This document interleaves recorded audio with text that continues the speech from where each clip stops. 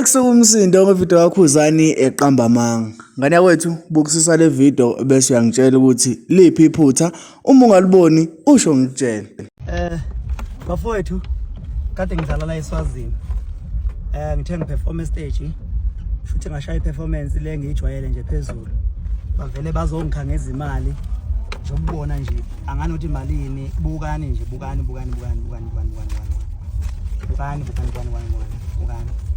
Bukani imali engehlela estage le imali nje engehlela le stage bekuzalwa la umntwana enkosi la ngavele ngehla nale mali stage ngehla nale mali stage le hayi yabonga kakhulu hayi ugazi into yami ngazalwa nayo ngiyathandwa lokho futhi akekho ngakushintsha ngoba into engazalwa nayo iumbala wami so nje bafowethu ngiyibongela mina ngiyabonga.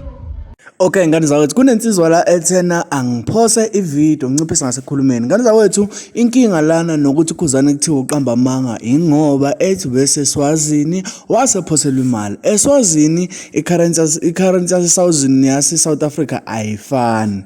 I-currency yaseSwazini yase South Africa ayifani. eSouth Africa ngikwazi ukuthi kurana amarand. eyaseSwazini angazi ukuthi currency yakhona ithini kodwa ayifani. Nginesiqiniseko salokho ukuthi currency ayifani. So abantu abaningi lapha ngokuxhumana baqinisekisile ukuthi uKhuzani kushuthi kuyacaca ukuthi amanga into yakhe njengoba ke ethe ubese eSwazini kodwa uveze wa100 rand bamarandi uveze wa100 rand awamarandi imali le ya South Africa ngenza wethu kodwa mina ngithena kungenzeka mhlawumbe ukuthi umuntu ube aware ukuthi uyeza uKhuzani lapha emcimbini waseke eyenza yaba amarandi okungenzeka futhi mhlawumbe umuntu obesiwa naye la eSouth Africa waya naye ngale wafike wamsurprise asazi ngenza wethu angezivula khala lapha na comment section.